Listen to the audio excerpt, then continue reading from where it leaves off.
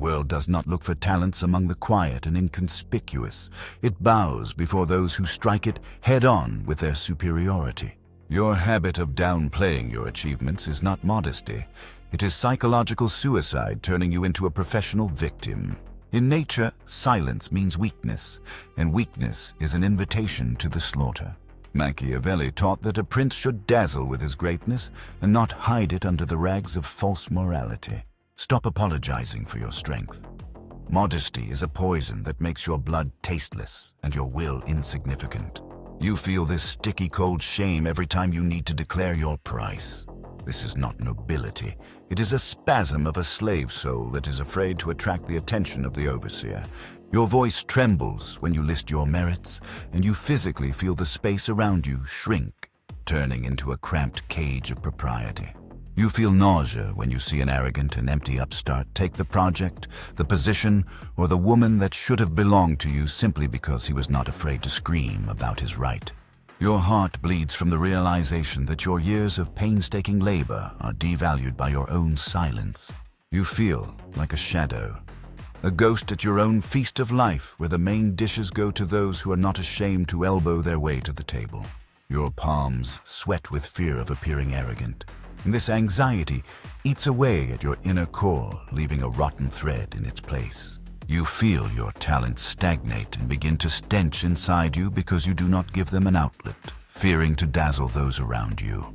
You feel a physical weight in your chest when you once again swallow your ambitions so as not to disturb the peace of the mediocrities who call your passivity good upbringing. Your joints ache from the psychological tension caused by the need to constantly slouch so as not to seem taller than your surroundings. You see in the mirror a person who voluntarily erased his face, turning into a gray mass trampled every day by those who understood the rules of the game. Feel this rage locked in the basement of your subconscious. It burns your insides because your biological nature craves dominance, while your social camouflage forces you to play the role of a sucker. You feel cold contempt from those whose approval you so long for with your modesty. They do not respect your humility. They use it as lubricant for their maneuvers. You feel your life passing by in a mode of waiting for a fair assessment that will never come. Your brain sends alarm signals through chronic fatigue and apathy because there is no point in generating energy for a creature that is afraid to show it. You are kneeling in the mud, hoping that someone will notice the glint in your eyes. But the world sees only the back of your head, convenient for placing a foot upon it. This pain is not an accident. It is the result of your betrayal toward your own strength. You feel how every concession you make tears a piece of flesh from you. Your thoughts turn into a viscous sludge of excuses. I just do not want conflicts. Let my deeds speak for me. Modesty is a virtue. But you feel the lie in these words. It smells of defeat and cheap tobacco. You feel like a tool rusting in a box, while the world uses blunt but shiny fakes. Your skin itches from unrealized potential, and this itch turns into an ulcer that poisons your every breath. You are alone in your modesty, because even other modest people despise each other, seeing in their neighbor a reflection of their own impotence. Feel how the world strikes your name from the lists of living contenders for greatness. You feel like an actor who learned the leading role but never stepped onto the stage because he was afraid to pull back the curtain. This unspoken state turns into a mental cancer that metastasizes into your confidence. You begin to doubt your own value, since the world does not fall at your feet by itself. You feel the cold of eternity in which not a single trace of your presence will remain, because you were too well bred to leave a mark. Your pain is the cry of your unborn titan whom you strangled with your own hands to please public opinion.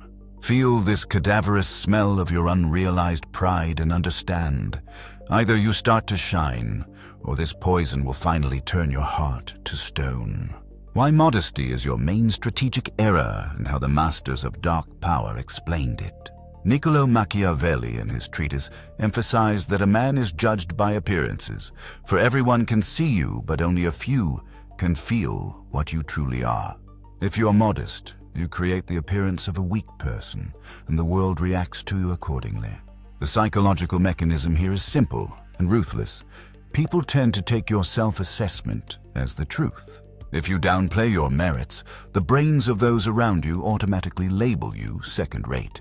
This cognitive bias is called the reverse halo effect. One sign of insecurity casts a shadow over all your talents. Let us look deeper into the biological background.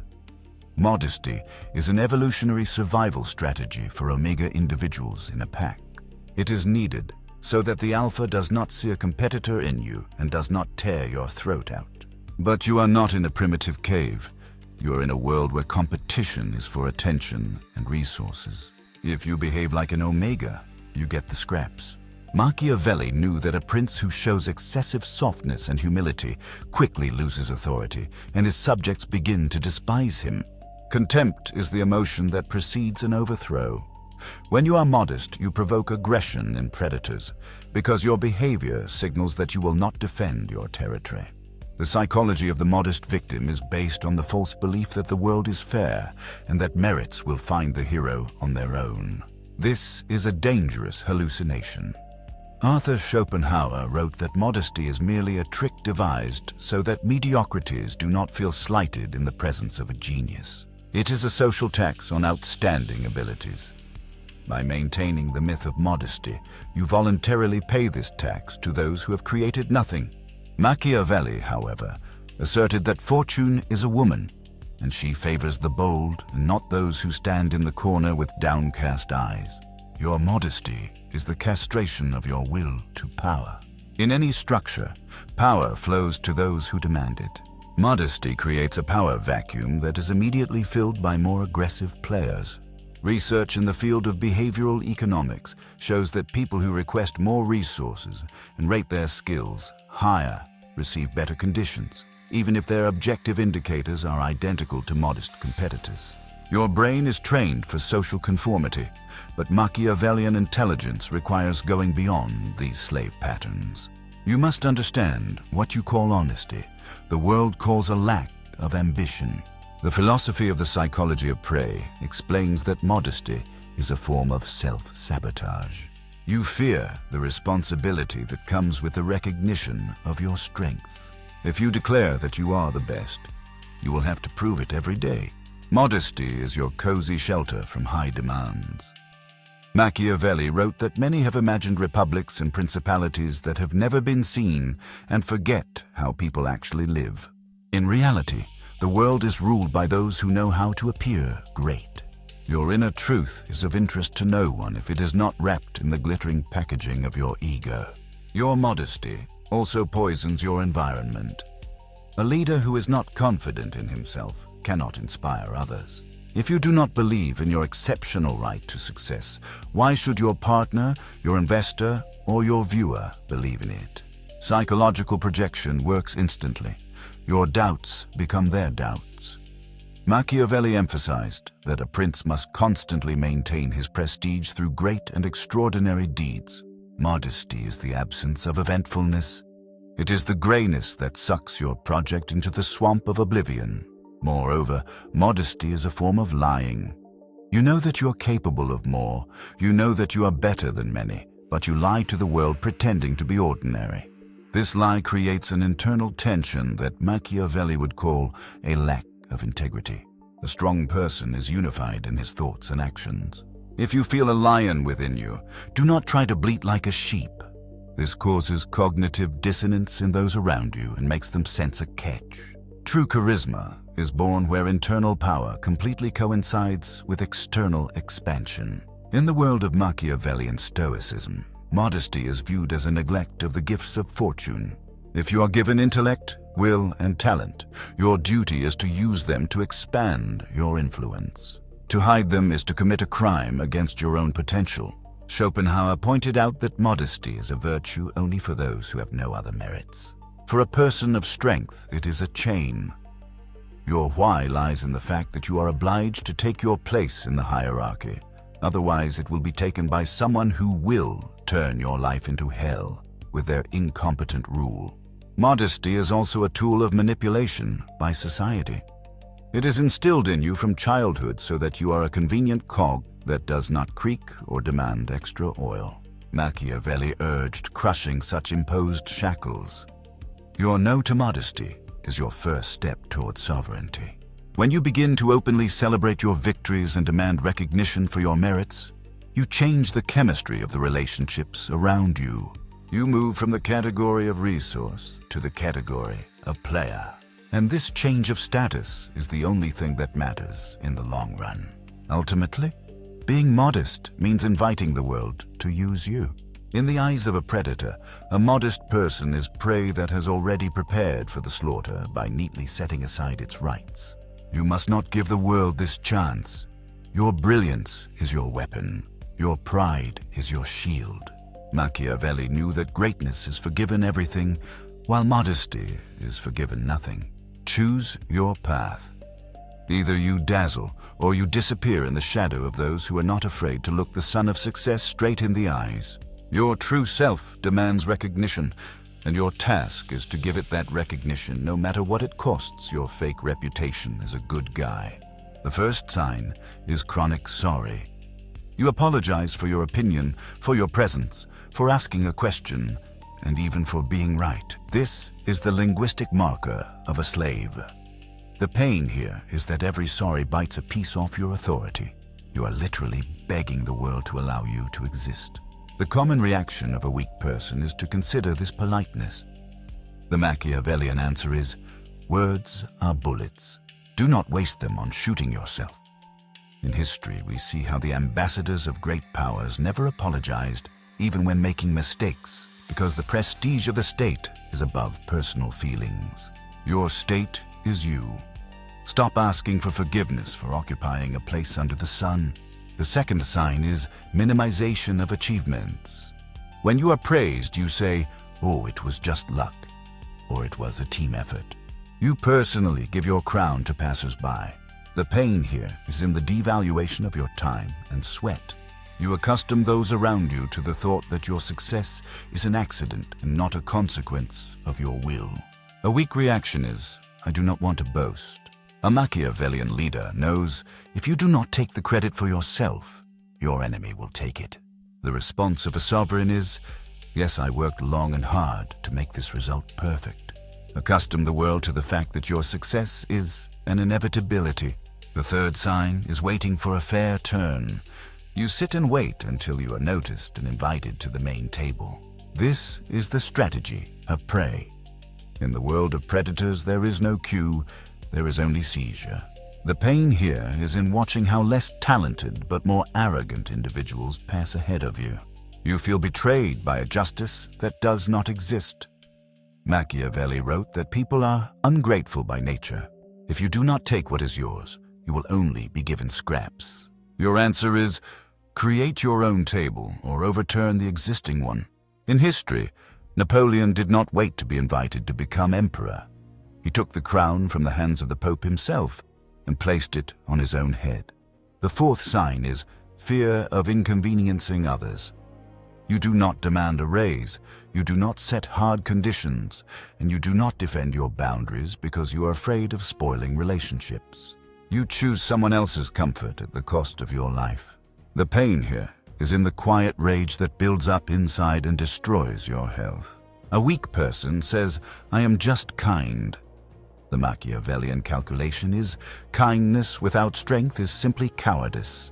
You should be respected for your boundaries and not loved for your spinelessness. If your success bothers someone, that is their problem and not your fault. The fifth sign is lack of visual expansion. You dress inconspicuously, speak quietly, occupy little space. You try to become invisible. The pain here is in the loss of social presence. You are forgotten 5 minutes after a meeting. Machiavelli emphasized the importance of brilliance and magnificence. A lone wolf does not hide. He declares his presence by his very appearance. The response of a sovereign is, your image must broadcast power, even before you have opened your mouth. Recall Cardinal Richelieu. His red robe was a symbol of indisputable will seen from afar. The sixth sign is hiding your true ambitions. You lie that what you have is enough, when in reality, you want to rule the world. This lie to yourself creates an internal conflict that robs you of energy. The pain here is in living at a half strength. You play the role of a small shopkeeper while having the potential of a conqueror. Machiavelli advised always aiming higher than the intended goal like experienced archers. Your answer is, acknowledge your ambitions to yourself and broadcast them to those who can help in their realization. Dazzle with the scale of your plans. The seventh sign is acceptance of unfair criticism. You silently listen to remarks from people who are below you in intelligence or achievement, simply so as not to escalate. You allow mediocrity to judge greatness. The pain here is in the degradation of your spirit. You begin to believe in this nonsense. A Machiavellian leader crushes any attempt at disrespect in the bud. Your answer is an icy look, and the question on what basis do you believe your opinion matters here. Never allow sheep to discuss the strategy of a lion. Let us analyze why modesty is the ideal tool of social control. Machiavelli in the Discourses pointed out that religion often makes people weak by preaching humility as the highest virtue. This was beneficial to the rulers of the past so that the flock would not rebel. Today this role is played by corporate ethics and the culture of politeness. You are instilled with modesty so that you do not demand your share of the profit, so that you do not claim leadership, so that you remain a submissive resource. The philosophy of the psychology of prey states a modest person is one who has already agreed to their own exploitation.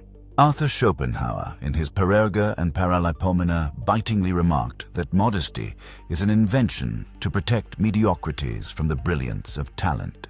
If everyone were honest in their assessments, the world would turn into a hierarchy of merit.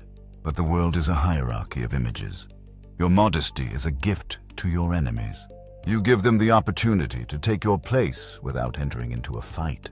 Machiavelli wrote, "He who is the cause of another's power is ruined." By being modest, you become the cause of the power of those who declare themselves the loudest. You are their fuel. You are their foundation. Do you like this role? In business and career, modesty costs you millions. A person who does not know how to present themselves from a position of strength always receives less. This is the tax on being a good guy.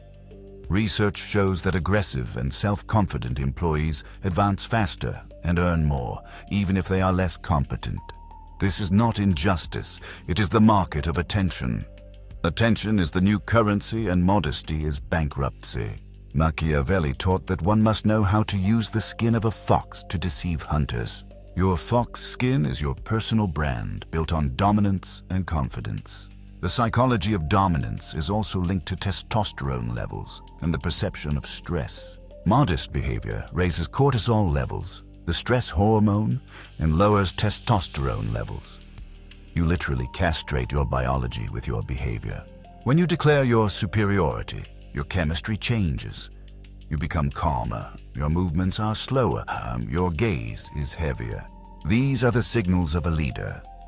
Machiavelli knew that a prince must inspire fear. Fear is the recognition of your ability to cause harm or bring benefit. A modest person can do neither. He is not a factor of power, he is a statistical error. Your modesty is also a form of pride in a perverted way. You think, "I am so great that I do not need to speak about it. People will understand for themselves." This is the height of arrogance. People are busy with themselves, their problems, and their intrigues. They do not have time to look at your hidden greatness. Machiavelli urged being a realist. The world sees what you show it. If you show grayness, you are gray. If you show power, you are powerful. There is no inner gold that shines through rags if you have not illuminated it yourself with the spotlight of your ego. Remember the great dictators, artists, and reformers. Was Salvador Dali modest? Was Steve Jobs quiet? Was Julius Caesar restrained in his triumphs? No. They created a cult of exclusivity around themselves. They made the world revolve around their axis. Machiavelli wrote that greatness of soul is manifested in the audacity of plans and the toughness of their realization. Modesty is the death of a plan. It is the consent to a mediocre life in a mediocre world. Your why is your protest against entropy. You must shine so brightly that those who try to extinguish you go blind. Stop right now. Freeze and look at the ashes that your life has turned into because of this cursed habit of being convenient. Look at your hands. They are empty, not because you were unlucky, but because you yourself unclenched your fingers every time fate placed a gold bar of opportunity in them. You were afraid that others would see your brilliance and call you greedy. You were afraid that your success would offend those who are used to rotting in the gutter of mediocrity. And what did you get in return? Their love? Their respect? No. You got their condescending pat on the shoulder, which was actually a test of how deep you are ready to bend. Are you not tired of being the eternal number two? The very guy who is remembered only when dirty work needs to be done for which no one will thank you? I see how inside you, under layers of social coating, under tons of this fake politeness, something massive and ancient begins to stir. This is your inner titan whom you have starved for years, feeding him the scraps of someone else's approval. He is waking up. He wants to scream. He wants to crush these cardboard decorations of your decent life. Do you feel this vibration in your bones? It is rage, pure icy rage at yourself for allowing the world to castrate your will. You are scared, and this fear paralyzes you because you realize if you tear off this mask of modesty, now there is no turning back. You will have to enter the arena where there are no rules, where there are no good guys, where there are only winners and corpses. You will have to bear responsibility for your every word, for your every ambitious step. You will no longer be able to hide behind the phrase, "I just wanted what was best." But in this fear lies the taste of real, naked life. Feel it. It is the taste of iron and blood, the taste of real power over your own destiny. Inhale this rarefied air of height that makes your head spin. You no longer ask for permission to speak. You do not wait to be called to the board. You yourself take the chalk and write the history of your triumph over their pathetic scribbles about equality and modesty. Your every "I want," your every "I am the best" is a hammer blow to the chains of your slavery. Feel how these chains burst with a deafening ring. Your skin burns from the surge of new aggressive energy. You are no longer a victim of circumstances. You are a predator who has realized that the forest belongs to him. Remember all those who laughed at your dreams when you tried to be like everyone else. Remember their contemptuous smirks when you gave way to them hoping for reciprocity. They do not deserve your modesty. They deserve to see your triumphal march over their heads. Let their envy become your fuel. Let their whispers behind your back become applause for your greatness. You were not born to fit into their gray frames. You were born to blow those frames apart. Your brilliance must be so bright that their retinas burn out. Do not dare extinguish your fire just because someone in the room got too hot. Let them burn. Let them turn into ash. On this ash, you will build your castle, which will be visible from space. Feel this moment of transition. Right now, in this second, you make the decision to remain a shadow or become the sun. A shadow is safe, but it disappears when someone else's light goes out. The sun is dangerous, it burns, but it is itself the source of life and death. Choose. Either you will apologize for breathing until the end of your days, or you will start breathing so deeply that the world around you begins to suffocate from a lack of oxygen. Your true self demands the blood of your enemies and the recognition of your merits. Do not disappoint it. Become that monster of success, about whom they will tell their children as a lesson. Your time of modesty is dead. Long live your absolute ruthless greatness.